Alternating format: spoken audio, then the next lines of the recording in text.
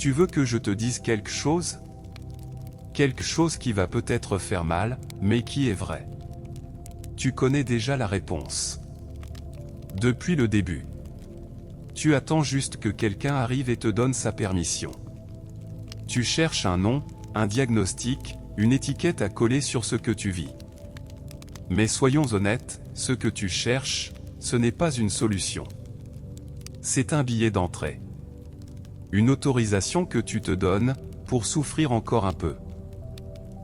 Personne ne te donne de carte quand tu entres dans une relation. Pas de carte pour savoir où tu vas. Ce que tu vas perdre. Ce que tu vas devenir. Comment tu vas te repérer. Vers quoi regarder. Et la plupart des femmes avancent ainsi à l'aveugle. Elles suivent les panneaux que l'autre plante sur leur chemin, tu es trop sensible. C'est ta faute. Sans moi, tu n'es rien. Et la femme y croit. Elle croit que c'est sa carte intérieure. Mais non. C'est la carte qu'il a dessinée. Avec ses mains. Ses intentions. Ses intérêts. Depuis combien d'années tu marches avec cette carte-là? Arrête-toi. Ne passe pas vite sur cette question. Réfléchis vraiment. Combien d'années? Combien de matins où ta première pensée était, dans quel état d'humeur va-t-il être aujourd'hui? Combien de fois tu as calculé, avant de parler, comment je formule ça pour qu'il ne s'énerve pas? Combien de temps sans savoir ce qui t'attendait? Combien d'années à étouffer ta voix, à enfouir tes besoins, à enfermer ta propre carte dans un tiroir dont tu as perdu la clé? Tu connais les réponses. C'est juste difficile de les dire à voix haute. Difficile de les accepter, je le sais, crois-moi. Je le sais profondément. La société a toujours une réponse facile. Il est peut-être juste égoïste, dit-elle. Comme si l'égoïsme était une excuse. Comme si, juste égoïste, ne pouvait pas, lui aussi, te détruire lentement. Comme si les années passées aux côtés d'un être égoïste ne laissaient aucune trace. On attend de toi que tu fasses la différence narcissique ou égoïste, comme si le niveau de ta douleur dépendait d'un diagnostic. Comme si tes ressentis ne pouvaient être légitimes qu'une fois qu'on lui aurait trouvé une étiquette, un nom. Comme si tu n'avais le droit de souffrir qu'après avoir coché la bonne case. Mais voici ce que personne ne te dit, la question n'est pas « qu'est-ce qu'il est ?» La vraie question est « qu'est-ce que tu es devenu ?» Car tu t'es perdu. Lentement. Sans t'en rendre compte. Pas à pas. Et la carte, elle a disparu avec toi. Mais il y a une différence cruciale entre disparaître et se cacher. Et cette différence, on va la comprendre ensemble si tu restes jusqu'à la fin. Parce que celle qui reste jusqu'au bout, c'est toi qui gagne. Commençons par cette question, pourquoi est-elle si difficile, cette question? Mon mari est-il narcissique ou juste égoïste? Pourquoi la prononcer à voix haute remue quelque chose en toi? Pourquoi certaines femmes n'arrivent pas à la poser pendant des années, et puis un matin où même le sommeil ne repose plus, elles ne peuvent plus faire autrement? Parce que cette question ouvre une porte. Une porte sans retour. Et tu te tiens peut-être devant elle depuis des années. Tu as peur de l'ouvrir. Parce que si tu l'ouvres, tout devra changer. Les décisions que tu as prises seront remises en question. La question « Pourquoi je suis resté si longtemps ?» va surgir. Et peut-être que c'est ça que tu redoutes le plus, te poser cette question à toi-même. Parce que dans la réponse, une vérité très difficile t'attend. Peut-être que tu gardes le silence par peur qu'un jour tu regrettes même cette vie insupportable que tu endures. Carl Jung le savait. Jung disait, les gens n'ont pas peur du noir. Leur vraie peur, c'est ce qu'ils vont y trouver. Parce que parfois, ce qui attend dans l'obscurité n'est pas un monstre venu de l'extérieur, c'est une vérité qui monte de l'intérieur. Et cette vérité pourrait être, j'aurais pu voir ça bien plus tôt. Mais attends. Je l'ai mal formulé. La question n'est pas « Pourquoi tu n'as pas vu avant ?» La vraie question est « Tu vois maintenant ?» Et ça veut dire beaucoup. Parce que voir demande du courage. Entre une douleur familière et une vérité étrangère, la plupart des gens choisissent la douleur familière. Ce n'est pas une faiblesse. C'est un mécanisme de survie. Le cerveau préfère le danger connu à l'inconnu. C'est ce qu'on appelle la résignation acquise. Tu t'es tellement habitué à l'idée que fuir est impossible, qu'éven quand la porte est ouverte, tu ne bouges plus. En bref, quitter sa zone de confort est difficile pour le cerveau. Tu regardes cette porte en ce moment. Et c'est déjà un pas immense. Il y a vraiment une différence ? Ne minimise pas cette question. Parce qu'il y en a une. Une différence bien plus profonde, bien plus fondamentale que tu ne l'imagines. Une personne égoïste ne pense pas à toi.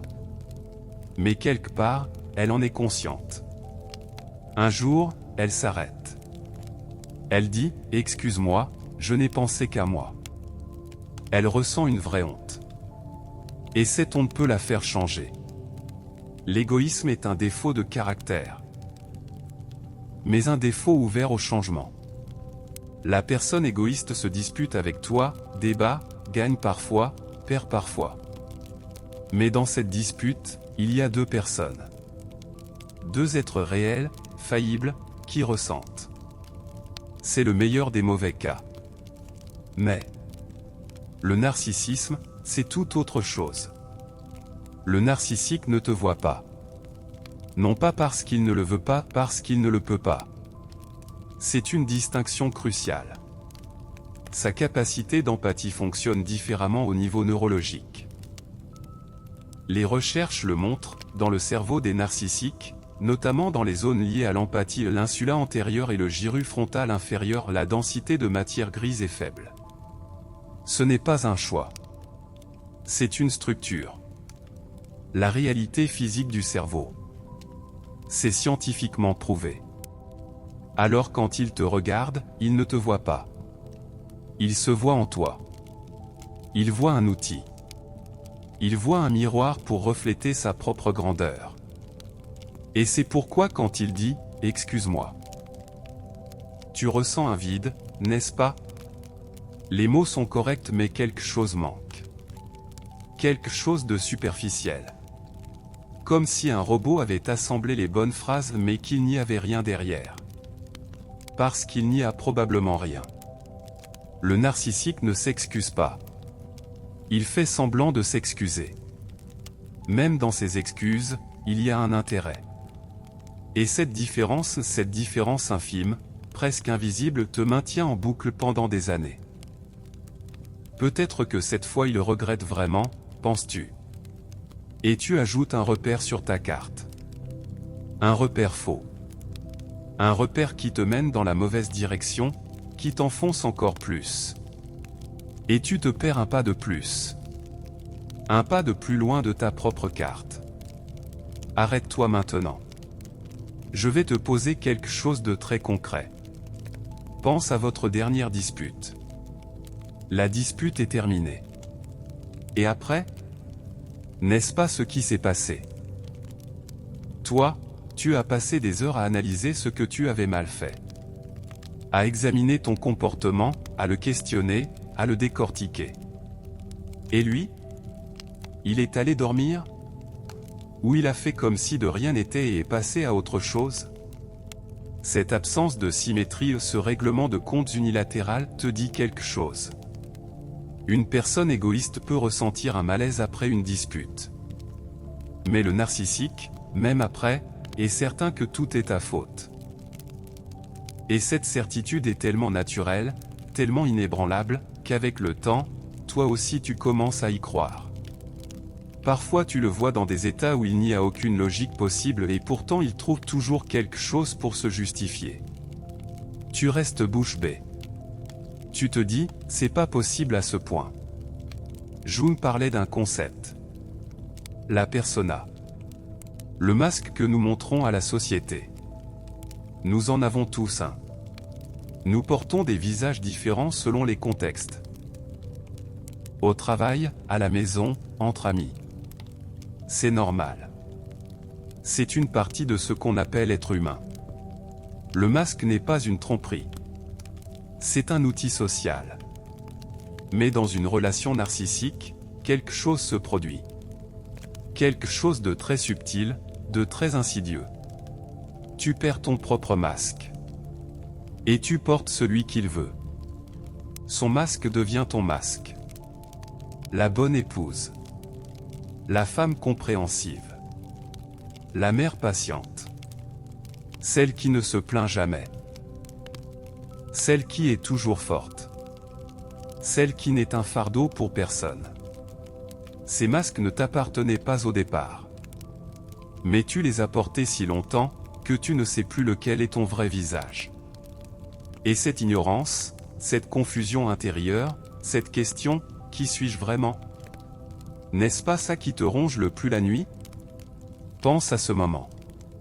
Quand une amie te demande, comment tu vas, vraiment? Quelque chose monte en toi. Un poids, une fatigue, en fait je ne vais pas très bien.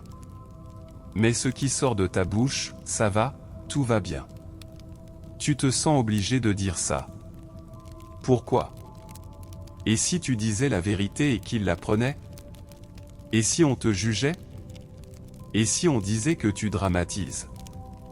Ou c'est l'hypothèse la plus lourde, et si tu ne savais plus toi-même exactement ce que tu ressens? Et si tu avais dit, ça va, si longtemps, que tu n'arrives plus à distinguer ce que tu ressens vraiment? Quand as-tu été entière pour la dernière fois? Quand as-tu eu un moment où tu étais vraiment toi-même? Un moment où tu t'es senti digne, juste, à ta place. Sans être fragmenté, sans être sur la défensive, sans calculer, sans penser à l'étape suivante? La dernière fois où tu es entré dans une pièce en pensant, qu'est-ce que moi je ressens en ce moment? Pas ce qu'il allait ressentir. Ce que toi tu ressentais. Tu t'en souviens? Si tu m'as écouté jusqu'ici, c'est que toi aussi tu veux que quelque chose change dans ta vie. J'en suis certaine. C'est précisément pour ça que je suis là. Ça a changé pour moi. Je veux que ça change pour toi aussi. Continue d'écouter. Comment le narcissique te fait-il te perdre? Pas brusquement. Jamais brusquement. Parce que si c'était brusque, tu t'en rendrais compte. Tu fuirais. Ton instinct de survie s'éveillerait. Le corps reconnaît le danger immédiat.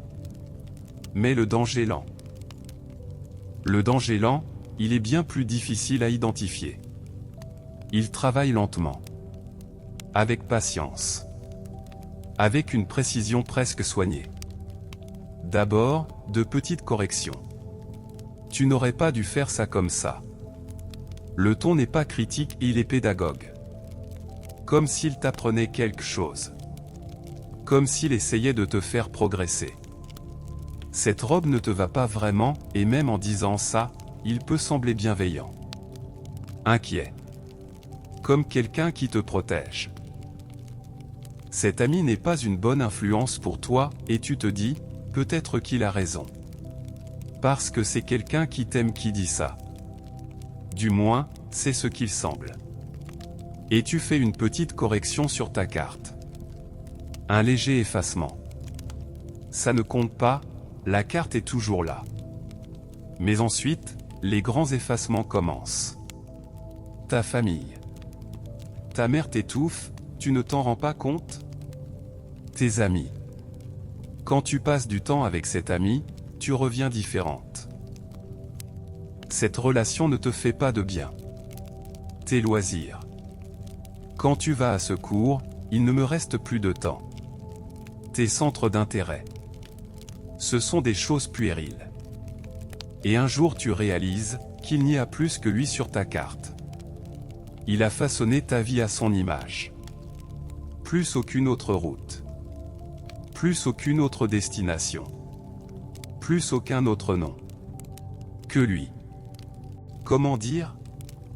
C'est un processus. Et ce qu'il y a de plus effrayant dans ce processus, c'est que chaque étape semble logique. À chaque fois, il y a une justification. Je te dis ça parce que je t'aime. Je veux ton bien. Tu ne comprends pas, mais moi je vois. Personne ne te dit, je vais t'isoler maintenant. Au contraire, tout se déguise en amour. Et détecter le poison déguisé en amour, c'est très difficile. Parce qu'on veut reconnaître l'amour. On veut le voir. Et lui, il le sait. Comme le disait Jung, l'âme humaine cherche tellement du sens, qu'elle peut en trouver même dans une souffrance absurde. Il agit comme ça parce qu'il aime trop. Il fait ça parce qu'il a peur. C'est quelqu'un de bien au fond, il est juste très blessé. Et tu t'accroches à ce sens. Parce que sans lui, toutes ces années deviennent absurdes. Et c'est peut-être la chose la plus insupportable. Et c'est là qu'intervient le concept jungien de la projection. La projection, c'est ceci, projeter sur les autres les aspects sombres de nous-mêmes que nous ne voulons pas voir, que nous ne pouvons pas accepter. Nous le faisons tous, dans une certaine mesure. Je ne l'aime pas parce qu'il est trop égoïste, mais peut-être que c'est ton propre égoïsme qui te dérange. C'est un mécanisme de défense normal. Tout le monde a une ombre. Tout le monde a un coin sombre intérieur qu'il ne veut pas voir. Mais le narcissique inverse ce processus. Ce qu'il ne veut pas voir en lui, il te le colle dessus. Son sentiment d'insuffisance, il te le charge. Ce qu'il ne peut pas surmonter, ce face-à-face qu'il fuit, son incapacité à accepter, son vide intérieur, ce sentiment de dévalorisation profonde qui ne se comble jamais et il te lance tout ça. Et tu portes. Sans t'en rendre compte. Pendant des années. Tu es égoïste. Tu es manipulatrice. Tu n'es jamais suffisante. Tu exagères tout. Tu es trop sensible. Tu es déséquilibré. Si tu te plaignais moins, si tu demandais moins, si tu existais moins. Nous irions tellement mieux. Et tu regardes ce reflet et tu le prends pour la réalité. Parce que tu as depuis longtemps perdu ta propre carte. Tu te vois maintenant dans son miroir.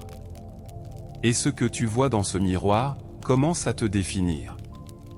Tu commences à te blâmer toi-même. C'est pourquoi tu dis, je suis peut-être trop sensible. C'est pourquoi tu dis, j'attends peut-être trop. C'est pourquoi tu dis, c'est peut-être vraiment ma faute. Ces pensées ne viennent pas de toi. Ces pensées t'ont été installées. Goutte à goutte, année après année, si lentement que tu ne t'en es pas rendu compte. Et maintenant ces pensées te semblent tellement tiennes, que même les questionner est difficile. Alors je veux te demander ceci, avant de le connaître, tu doutais autant de toi-même ?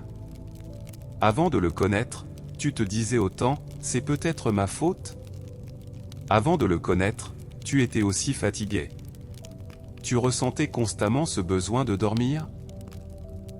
Cet épuisement permanent ? Les réponses à ces questions peuvent t'aider à retrouver une partie perdue de ta carte. Je suis peut-être trop sensible. J'attends peut-être trop. C'est peut-être vraiment ma faute. Personne n'est parfait. Moi aussi j'ai peut-être mal agi. C'est peut-être ainsi dans le mariage. Ces phrases te semblent familières ? Bien sûr. Parce qu'on te les a enseignées. Et maintenant je vais te dire quelque chose de très important. Entends-le vraiment. Si depuis des années tu te demandes, est-ce que c'est moi qui ai tort ? La personne qui pose cette question n'est généralement pas celle qui a tort. Une amie psychologue m'a dit quelque chose un jour. Elle m'a dit, les personnalités narcissiques n'admettent jamais leur narcissisme. Ceux qui venaient me voir, c'étaient ceux que les personnalités malades avaient rendus malades. Parce que la personne vraiment problématique ne pose pas cette question. Elle est déjà certaine que tout est ta faute. Elle a déjà construit dans sa tête un récit net et dans ce récit, elle a toujours raison. Remettre en question son comportement, Chercher sa part de responsabilité, dire « j'ai peut-être aussi mal agi », c'est le travail d'une personne qui a de la capacité d'empathie. Et toi, tu poses cette question. Ça te dit déjà quelque chose. Combien de fois tu t'es dit « c'est ma faute » ? Combien de fois, après une dispute, tu décortiquais ton comportement pendant des heures pendant qu'il ne remettait rien en question ? Combien de fois tu t'es excusé sans savoir exactement pourquoi ? Combien de fois tu as dit « je dois être une meilleure épouse » alors que lui n'a jamais dit « je dois être un meilleur mari » ? Combien de fois tu as donné sans attendre de retour ? Et à chaque fois tu t'es rétréci un peu plus. Un peu moins de place. Un peu moins de voix. Un peu plus de concessions. Un peu plus d'abandon. Et un jour tu réalises ou peut-être que tu ne réalises pas encore complètement et qu'il n'y a plus de place pour toi sur ta carte. Tout l'espace est à lui. Toute l'attention est à lui. Tout le travail émotionnel est à toi mais les résultats sont à lui. Ce n'est pas juste. Ce n'est pas sain. Et tu n'as besoin d'aucun diagnostic pour le dire. Je veux maintenant te parler de quelque chose de très concret. Regarde votre vie quotidienne. Vraiment. Mets de côté le romantisme, les années passées ensemble, les beaux moments, regarde juste le quotidien. Est-ce que vous vivez ensemble, ou est-ce que tu le gères ? Le matin quand tu te réveilles, ta première pensée est « dans quel état d'humeur va-t-il être aujourd'hui ?»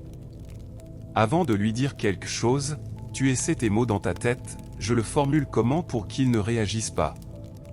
Tu planifies ta journée en fonction de ses réactions. Tu évites certains sujets. Parce que tu sais ce qui se passera si tu les abordes. Avant de voir tes amis, tu penses, comment je lui explique ça ? À la maison, tu utilises un certain ton de voix, tu choisis certains mots, tu fais attention à ne pas parler à certaines heures. Si tu fais tout ça, ce n'est pas une relation. C'est une gestion de crise. Et je sais que lire ça, c'est lourd. Parce que si tu l'acceptes, tu dois voir à quel point tu es épuisé. Tu dois accepter toutes les réalités. Depuis combien de temps tu portes cette fatigue ? Et peut-être c'est le plus lourd, depuis combien de temps tu essaies de survivre, au lieu de vivre. Mais sache ceci, cette fatigue n'est pas ta faiblesse. Cette fatigue est une preuve. La preuve que pendant des années tu as essayé de maintenir debout quelque chose qui tombait.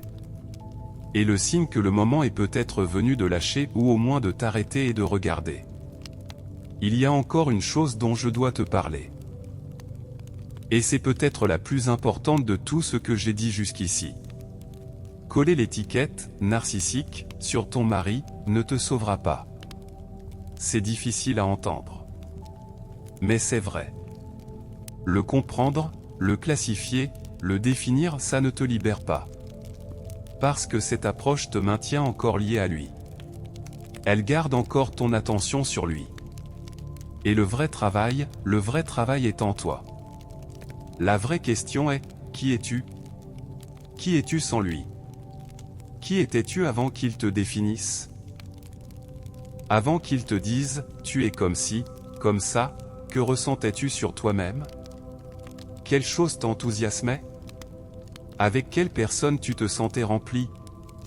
Le matin quand tu te réveillais, que ressentais-tu sans ce poids, sans ce calcul de « comment ça va se passer aujourd'hui ?» Sans lui, qui es-tu ? Que serais-tu ? Que pourrais-tu être ? Pose-toi ces questions. Au cœur de toute la psychologie de Jung, il y a un concept, l'individuation. Le voyage vers sa propre complétude. Ce voyage passe par la confrontation avec tes parts d'ombre. Par la rencontre avec ton ombre, ce que tu caches en toi, ce que tu refoules, ce que tu ne veux pas voir. Et ce voyage ne commence pas par découvrir qui est l'autre. Il commence par redessiner ta propre carte. Par te redécouvrir toi-même. Tu sais pourquoi certaines femmes sortent bien plus vite des relations narcissiques ? Parce qu'elles n'ont jamais complètement lâché leur propre carte. Elle s'est brouillée, usée, est devenue illisible, mais elles l'ont gardée dans leurs mains. Dans un coin, au fond d'un tiroir, dans la couche la plus lointaine d'une voie intérieure. Et quand le moment est venu, elles l'ont ouverte. Et cette carte déchirée, sale, avec ses lignes effacées, a quand même montré le chemin. Toi aussi tu peux la garder. Encore maintenant. Je dois maintenant être honnête avec toi. En ce moment où cette vidéo touche à sa fin, je ne vais pas te peindre un tableau rose. Parce qu'être honnête avec toi est plus important que te réconforter. Ce chemin n'est pas droit. Tu vas trébucher. Il y aura des jours où tu te diras, peut-être qu'il va changer. Des matins où tu te diras, je dramatise peut-être. Des moments où tu retomberas dans les vieux schémas, où tu auras du mal à te pardonner. Il n'y aura pas toujours des matins ensoleillés. Parfois tu avanceras de 2 pas et tu reculeras d'1. Parfois tu auras l'impression d'être revenu à 0. Parfois tu verras que tu as regardé cette vidéo, que tu as compris ces choses et pourtant tu te retrouves au même endroit. Et c'est un sentiment très solitaire. Et ça, ce n'est pas un échec. C'est une partie de la transformation. Parce que ce qu'on appelle transformation ne se fait pas en une seule fois. Redessiner une carte prend du temps. Retrouver les chemins effacés, nettoyer les repères faux, ouvrir de nouvelles routes, tout ça demande de la patience. Et tu mérites cette patience. Tu as le droit de ne pas te la refuser. Quand tu trébuches, ne te dis pas « je suis revenu en arrière ». Dis-toi « j'ai reculé d'1 pas ». Parce que tu avances encore sur ta carte. Juste pas en ligne droite. Pense à ça. Tu as une carte entre les mains. Une carte au trésor. Tu vas la suivre. Ce sera difficile. Mais si tu veux ce trésor, tu devras affronter les obstacles. Et au bout du chemin, tu trouveras ton trésor, tu découvriras, tu exploreras ta propre essence. Sache aussi ceci, tu n'es pas seul dans ce voyage. Il y a des milliers de femmes qui posent la même question que toi. Qui se tiennent devant la même porte que toi. Qui portent la même fatigue que toi. Tu ne les vois pas. Parce qu'elles aussi se taisent. Elles aussi disent, ça va, tout va bien. Mais leur silence, comme le tien, c'est un silence plein, aux yeux mouillés. Et un jour, peut-être très bientôt, ce silence va commencer à parler. Le tien aussi. Et le leur. Et nous voilà arrivés à ce point. Cette carte, celle que tu croyais perdue, déchirée, effacée, celle dont tu avais peut-être commencé à penser qu'elle n'avait jamais existé. Elle est encore en toi. Parce que tu l'as vécue.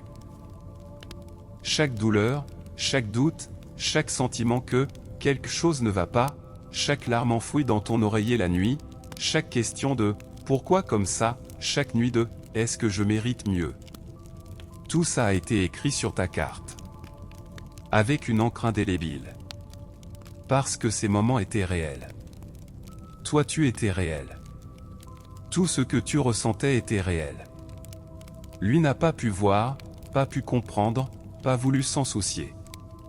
Mais toi tu as ressenti. Et tout ce que tu as ressenti est resté en toi. Il t'a attendu. Narcissique ou égoïste? La réponse à cette question compte. Mais sache ceci, quelle que soit la réponse, tu es encore là. Tu poses encore des questions. Tu cherches encore. Tu ressens encore que quelque chose ne va pas. Et ce sentiment, ce petit sentiment têtu, indomptable, qu'on ne peut pas faire taire, c'est l'étoile polaire de ta boussole. Ce qui est perdu ne disparaît pas. Il attend. Le moment est venu d'ouvrir ta carte. Tu verras quels chemins ont été effacés et tu les redessines. Tu verras quels repères étaient faux et tu les arracheras. Et un jour, ce jour que tu ne peux pas encore voir, tu regarderas ta carte. Et là, tu verras un chemin tracé avec tes mains, ton encre, ta vérité. Tu connais déjà ce chemin. Tu pensais juste l'avoir oublié. Il est maintenant temps de revenir à ton essence. Il est maintenant temps de prendre ce que tu mérites, ce qui t'appartient. Et sache encore ceci. Quand tu ouvriras cette carte, tu n'as pas besoin d'être parfaite. Une carte avec des lignes déchirées montre quand même le chemin. Une carte avec des repères effacés t'emmène quand même quelque part. Parce que la valeur d'une carte n'est pas dans sa perfection, elle est dans le fait qu'elle est dans tes mains. Et dans le fait que tu te mets en route. Pendant des années tu as marché avec la carte que quelqu'un d'autre avait dessinée. Pendant des années tu as suivi de faux repères. Pendant des années tu t'es dit, c'est peut-être moi qui ai tort, et tu as ignoré ta propre boussole. Et maintenant tu t'arrêtes et tu regardes en arrière. Et sur ce chemin long, épuisant, rocailleux à chaque fois que tu as trébuché, que tu es tombé, que tu t'es dit, je ne peux plus continuer, tu vois que tu avançais quand même. Parce que tu es encore là. Tu es encore debout. Tu poses encore des questions. Être debout est déjà une réponse. Et un jour, peut-être pas aujourd'hui, peut-être pas demain, mais un jour tu regarderas ta carte. Tu y verras tes lignes, tes directions, tes destinations. Et ce jour-là tu comprendras, il n'a rien volé. Il t'a juste empêché de voir. Mais la carte a toujours été là.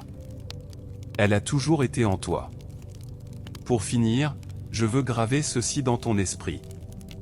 Ce sont toujours celles qui cherchent qui trouvent. Si ces mots t'ont touché, écris ma carte dans les commentaires.